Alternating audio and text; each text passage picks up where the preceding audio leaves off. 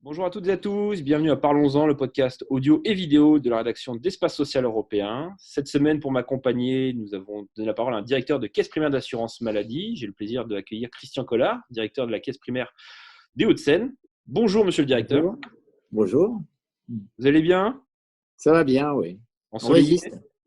Ah, c'est important, c'est important. Voilà, donc avec Christian Collard, on va poser un peu quelques questions parce qu'il se dit beaucoup de choses sur le Covid-19 et l'action des caisses primaires. On parle de cellules, de brigades, de contact tracing, tracking, selon qu'on maîtrise l'anglais ou pas. Beaucoup d'éléments. Je pense que l'idée, c'est d'avoir quelque chose de très concret. Il va nous expliquer très concrètement comment ça fonctionne, ce qui est en construction, ce qui a déjà été mis en place. Le coup d'après, l'organisation avec les médecins, avec le secteur de la ville au global. Et on parlera un petit peu à la fin du renoncement aux soins. C'est aussi un sujet sur lequel on a été alerté depuis plusieurs semaines par les leaders des syndicats médicaux, par les fédérations hospitalières et par les associations de patients, évidemment. Donc voilà, il nous fera un peu de point sur l'action menée au travers de sa CEPAM. Alors, monsieur le directeur, déjà, première question très simple. Est-ce qu'on parle de brigade, de cellules, de contract tracing team? C'est quoi le vrai nom de ce dispositif? Bon, il n'y a pas de vrai nom, il n'y a pas d'appellation officielle. Nous, on a pris contact tracing parce que c'était ce qui avait été prononcé dès le départ. Mais chez nous, on ne parle pas de brigade, en tout cas. Voilà. Ouais, ça rappelle une autre époque, c'est ça? Ouais. Non, ça pourrait, mais bon, on n'est pas parti sur l'appellation brigade. Voilà. Et concrètement, vous avez, donc on va dire une cellule, c'est plus neutre comme terme, la cellule. Ouais. Qui la compose et combien sont-ils dans votre cellule? La CEPAM du 92, qui est une des plus grandes CEPAM de France. Hein. Voilà. Alors, bon,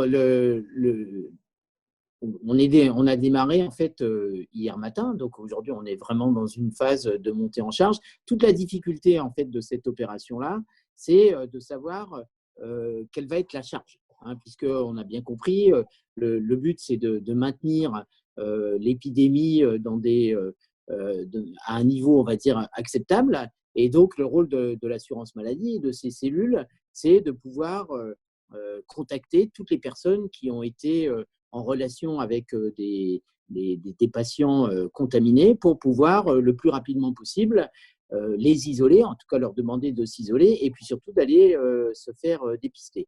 Donc évidemment, notre charge de travail, elle va dépendre du nombre de cas que nous allons avoir à traiter. Et les effectifs qu'on doit mettre en ligne dépendront également de cette charge-là.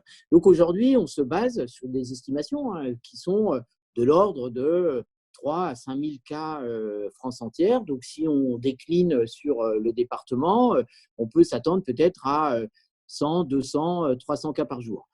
Ce qu'on a vu depuis hier, c'est un démarrage, on va dire, plutôt réconfortant parce qu'on n'a pas énormément de cas, mais cela dit, on a une montée en charge qui peut arriver. Donc, nous, aujourd'hui, très concrètement, on a disons, une trentaine de personnes qui sont mobilisées, qui correspondent en fin de compte à la charge qu'on a à faire aujourd'hui. Mais potentiellement, on est capable de monter très, très vite à 150, voire 200 personnes dès la fin de la semaine, voire la semaine prochaine, si on a pas une explosion, mais en tout cas une augmentation des cas significatifs. Donc, c'est un dispositif qu'on a voulu quand même évolutif. On a recueilli un certain nombre de volontaires et même beaucoup de volontaires sur la caisse. On les a formés. On a les outils, donc on est prêt à monter en charge très rapidement. Donc, c'est 7 jours sur 7, hein, c'est ça. Les équipes sont mobilisées. Alors, c'est 7 jours sur 7 et sur une amplitude de journée 8h, 19h, bon, ce qui oblige évidemment à faire des rotations. Donc, il est vrai que si on raisonne en équivalent temps plein, il nous faut quasiment la moitié en plus de l'effectif nécessaire à un instant T sur la plateforme. Vous aviez dit donc ça dépend des informations qui nous remontent. Donc les informations, si on comprend bien le dispositif qui a été présenté notamment par le ministre de la Santé Olivier Véran, c'est les médecins généralistes traitants, en l'occurrence, les médecins traitants des patients qui font relever, qui pointent quelqu'un qui a malheureusement été contaminé par le Covid. À ce moment-là, la formation, une sorte d'alerte vient à la CEPAM et en disant monsieur X qui habite dans le 92, numéro de sécu, machin, est infecté par le Covid, prenez contact avec lui. Comment ça se passe concrètement? Voilà. C'est un dispositif qui, sur le principe, est finalement très simple, hein, qui marche à 3 niveaux. Un premier niveau qui est le médecin généraliste ou le médecin de manière générale ou l'établissement de soins, qui est celui qui va, en fin de compte, recueillir l'information que tel patient est positif au Covid. Ce qui veut dire que de toute façon, parce que c'est la première chose, et c'est déjà une évolution par rapport à ce qui se passait il y a encore peu de temps, il faut que chaque médecin fasse dépister systématiquement les patients pour lesquels il y a une suspicion de Covid. Au retour du résultat, si le résultat est positif, le médecin saisit l'information sur le logiciel Contact Covid via Meli-Pro et la fiche, entre guillemets, nous est transmise. Et c'est là que nos agents rentrent en action en contactant le patient et en l'interrogeant sur les contacts qu'il a pu avoir dans les, disons, 48 heures précédentes, des contacts supposés contaminants. Donc, il ne s'agit pas de croiser quelqu'un dans la rue, mais quelqu'un avec qui on va avoir un contact un peu appuyé, sans geste barrière, etc., devient un contact possiblement contaminé. Donc là, nous, on va appeler ces personnes-là. On va leur donner des conseils, effectivement, pour s'isoler. On va évidemment les inciter à aller très, très rapidement faire un test pour se faire dépister. Et dans l'attente, s'il y a besoin, par exemple, on va leur délivrer un arrêt de travail, etc. Voilà. Donc, c'est ça, en fait, le fonctionnement. Et donc, les agents des caisses primaires d'assurance maladie constituent le niveau 2, qui est donc cette brigade, si on peut dire, de recherche et de contact.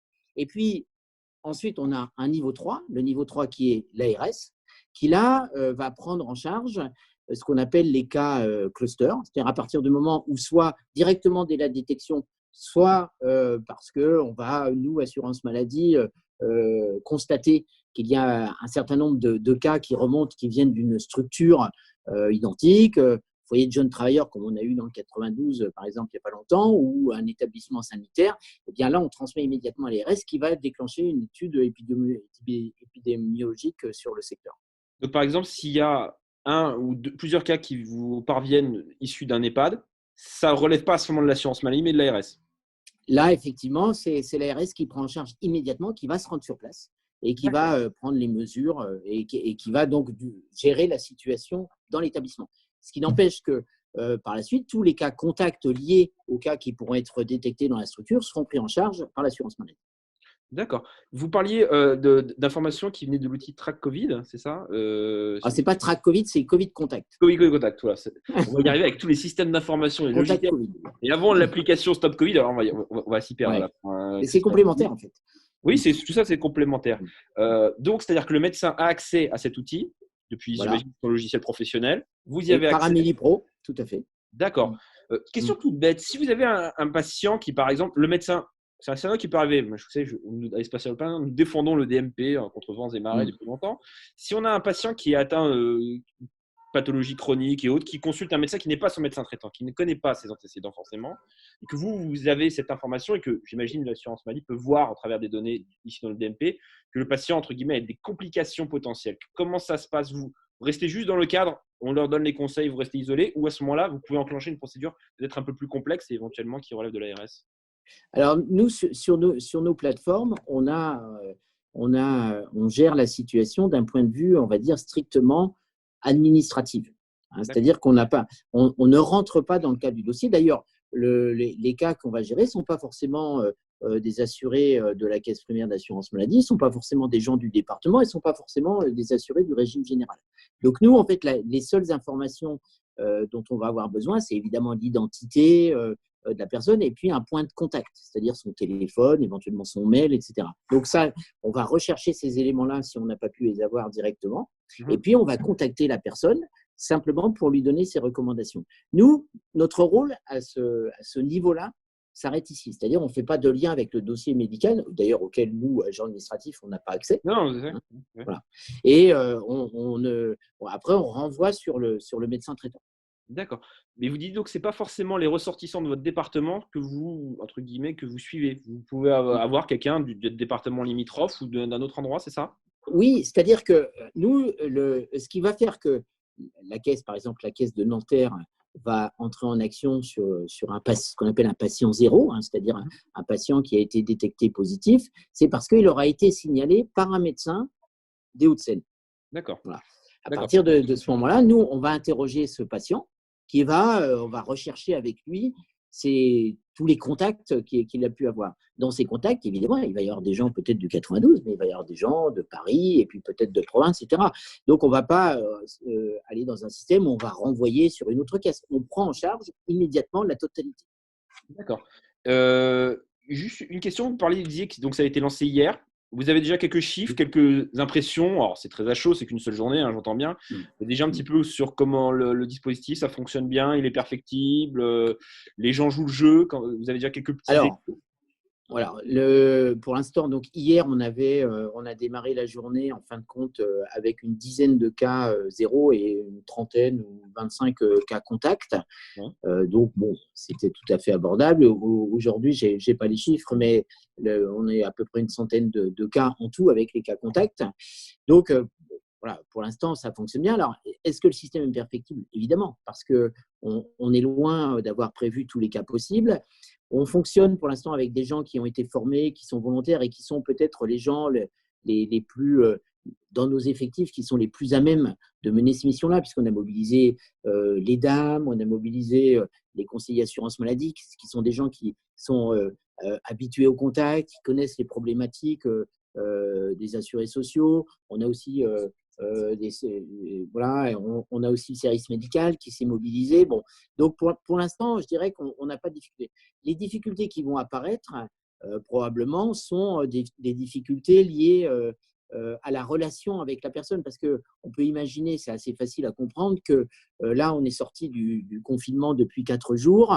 On va avoir des personnes qui vont recevoir au petit matin un coup de téléphone de l'assurance maladie pour leur dire écoutez, bonjour monsieur, bonjour madame, vous avez croisé récemment une personne qui aujourd'hui est positive au Covid, donc vous pouvez l'être également, donc il va falloir vous mettre en isolement et puis on arrêtera, etc. Donc c'est ça la difficulté. Après, il peut y avoir aussi à gérer des situations un peu angoissantes. Enfin, c'est tout ce sujet-là. Ce qu'il faut bien comprendre, et c'est ce qu'on a expliqué d'ailleurs aux agents qui se sont mobilisés là-dessus, ce qu'on recherche, pour fonctionner sur ces plateformes-là, ce ne sont pas des compétences techniques, il en faut un minimum, mais ce ne sont pas des compétences, ce sont des compétences relationnelles, être capable d'anticiper et de prendre en compte des situations qui peuvent être délicates. D'accord. Et vous êtes en contact avec les équipes de terrain qui, elles, se mobilisent, et le réseau d'infirmiers et autres, notamment pour les personnes isolées, fragiles, qui ne peuvent pas aller, par exemple, chercher des masques dans les pharmacies et autres, c'est ça? Alors, dans le système donc, du contact Covid, il est prévu un relais vers des équipes de terrain qui sont en général pilotées par la préfecture pour effectivement aider les personnes qui seraient dans la difficulté. Donc, une des missions aussi de nos agents, c'est au moment du contact avec une personne, c'est d'évaluer sa situation sociale. Est-ce qu'elle est seule? Est-ce qu'elle est autonome? Est-ce qu'elle va être dans la difficulté? Est-ce qu'elle comprend bien ce qu'on lui dit, etc. Et donc, si on voit qu'il y a une difficulté, donc on lui propose de se mettre en relation avec les services, la cellule d'appui qui est gérée par la préfecture, qui vont pouvoir prendre en charge cet aspect de la chose, bon, soit par des portages de repas, soit par effectivement un contact avec des infirmiers, etc. Enfin, tout ce qui peut exister en termes d'accompagnement social. D'accord.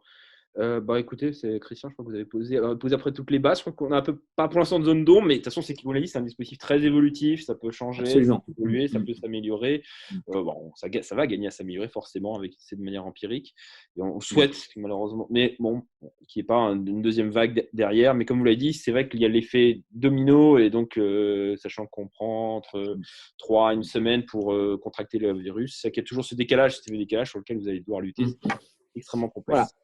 Mais le système vise justement à peut-être pas empêcher la deuxième vague, mais en tout cas en limiter la hauteur. On va parler aussi, pendant ce temps-là, la période de confinement a été dramatique, notamment en termes de renoncement en soins. Il y a des données qui ont été remontées par l'assurance maladie. On parle de moins 50% de consultations chez les généralistes ou les spécialistes. Alors après, les chiffres, on est entre 40, 50, 60%. Mais globalement, il y a une consultation sur 2 qui se faisait avant le confinement, qui ne se fait plus après. Ce n'est pas fait pendant. Comment, au niveau de la CEPAM, vous essayez de pallier à cette problématique, surtout qu'on a un certain nombre de personnes fragiles ou atteintes de pathologies chroniques, dont on sait que ne pas assurer des rendez-vous, ça peut avoir des complications sanitaires terrible derrière. Alors effectivement, pour le moment, on a une vue un peu, on va dire, globale du problème, c'est-à-dire qu'on n'est pas rentré dans le détail. Et c'est vrai que visuellement, si on regarde la consommation en termes de consultation, bon, il y a une chute très nette. Et quand on discute d'ailleurs avec les professionnels de santé, les médecins, bon, on voit bien que malgré le Covid, les salles d'attente ont été relativement peu fréquentées pendant toute la période. Et on voit bien d'ailleurs que même maintenant, c'est vrai qu'on vient seulement d'être déconfiné, on ne peut pas dire qu'il y ait une ruée aujourd'hui sur les rendez-vous chez les médecins. Donc ça veut dire qu'il y a effectivement une baisse très nette du nombre de consultations médicales. Alors après, est-ce qu'on a un effet très fort par rapport aux malades chroniques, etc. Sans doute, mais il faut aussi quand même relativiser parce qu'il faut oublier qu'il y a des mesures qui ont été prises quand même sur la possibilité de renouveler les ordonnances sans passer par le médecin, ce qui fait qu'il y a un petit décalage pendant le temps. C'est vrai aussi que quand on échange avec certains médecins spécialistes, ils nous disent que là où ils avaient un certain nombre en fait, de détections de maladies graves par jour ou par semaine, et bien là, ils ne les ont pas eues. Et donc, on peut penser que les maladies n'ont pas disparu, c'est simplement les diagnostics qui ne se sont pas faits. Donc, l'assurance maladie, de ce point de vue-là, a fait des actions de communication auprès des assurés et aussi auprès des médecins pour inciter à reprendre l'activité. Donc, nous, on va essayer aussi de relayer ces messages-là. Après, ce qu'il va falloir regarder, c'est l'effet de rattrapage qui inévitablement va s'enclencher avec le déconfinement. Mais c'est vrai que la difficulté, c'est d'essayer de comprendre pourquoi les gens ne sont pas allés chez le médecin. Et finalement, on voit bien que c'était l'effet confinement, donc bon, la difficulté de sortir, mais peut-être la peur de sortir. Et ça, moi, je crains que malheureusement, ça perdure un peu. Puisqu'on s'en rend compte aujourd'hui, les gens qui sont dans des situations délicates, confinement ou pas confinement, aujourd'hui ont un peu peur du dehors. D'accord. Sur les autres activités, on va finir là-dessus, monsieur le directeur. Dans les autres activités de la CEPAM, alors l'activité a été télétravaillée principalement, j'imagine, pendant le confinement. Vous êtes maintenant, vous êtes plus en service dégradé, ou vous êtes encore en situation dégradée? Et notamment aussi, je vous pose une question un peu sur c'est un dispositif qui avait été lancé l'année dernière, mais bon, qui était important à suivre, c'est la complémentaire santé solidaire qui permettait justement à ces populations fragiles d'accéder à un panier de soins. Ça démarrait bien, et est-ce que maintenant, malheureusement, tout ça s'est ralenti, voire stoppé?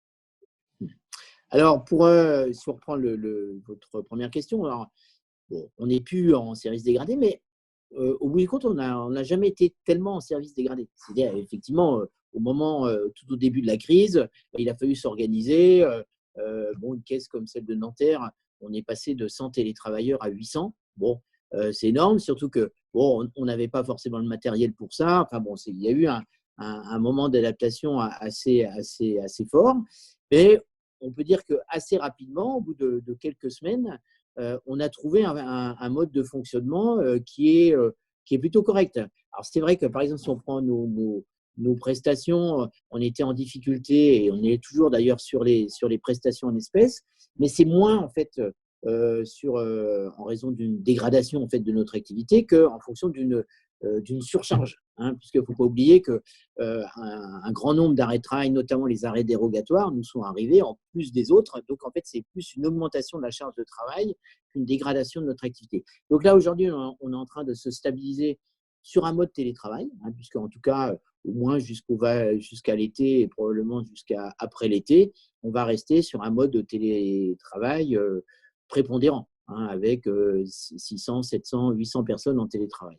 Alors, ça pose quand même des problèmes, évidemment, parce qu'on a tout un tas d'activités, notamment autour de la gestion du risque, par exemple, autour du contentieux, qui fonctionnent quand même moins bien au télétravail. D'accord. Et sur la CSS, alors, ça s'est complètement stoppé, malheureusement? Non, ça ne s'est pas stoppé du tout. Donc, non, ça continue à progresser? Ça continue à progresser, à fonctionner tout à fait correctement, puisque là, de toute façon, les dossiers nous parviennent. Il y a eu des prolongations de droits aussi de manière automatique. Donc, de ce point de vue-là, il n'y a pas de difficulté. Non, la difficulté à laquelle on va devoir faire face, c'est par exemple la réouverture de nos accueils, puisqu'on a fermé tous nos accueils depuis le début de la crise. Donc là, il faut évidemment qu'on ouvre, hein, parce qu'on a quand même une nécessité de contact de la part de la population. On ne va pas réouvrir comme on était avant, hein, parce qu'évidemment, on était en train de déployer un accueil libre-service où les gens déambulent, entre guillemets, dans nos accueils sur un mode self-service. Bon, ben là, c'est plus du tout dans l'air du temps. Donc, on va passer sur un mode entièrement sur rendez-vous, avec un filtrage à l'entrée, etc. Donc, on voit que c'est complètement différent. Donc, on va réouvrir à partir de début juin, d'abord sur à peu près la moitié de nos accueils, et puis voir un peu. Mais voilà, mais c'est un nouveau mode de fonctionnement qu'on va avoir avec nos assurés, et ça ne va pas forcément être facile. Oui, c'est certain. Bon, comme je dirais que l'assurance maladie, comme toutes les entreprises, va devoir s'adapter. Et on est tous un peu dans une zone de flou, hein, voilà. en fait, Voilà. Mais c'est vrai que, et bon, je ne veux pas dire pour pas me mettre trop en valeur, mais franchement, quand on regarde la situation il y a maintenant 2 mois et demi, et ce qu'on a pu faire pendant ce chemin-là, moi, je pense qu'on peut être assez fier quand même du travail qui a été fait, parce qu'il y a beaucoup d'entreprises qui se sont arrêtées. Nous, on ne s'est pas arrêtés du tout. Tout à fait. Et dans des temps records, vous êtes adapté. Voilà. Ça tord le coup à l'image qu'on a parfois de l'assurance maladie et de la sécu en général, je trouve, encore une fois. Mais bon, ça, c'est des vieilles images que certains grands experts de la santé qui font la révolution sur les plateaux télé n'ont toujours pas compris, mais ça, c'est pas grave. Merci, Christian. Merci, Alexandre. Et ben, on se retrouve la semaine prochaine pour un autre rendez-vous podcast vidéo, audio de la rédaction d'Espace Social Européen. En attendant, bonne santé à tous et bonne fin de semaine. À bientôt. Au revoir. Au revoir.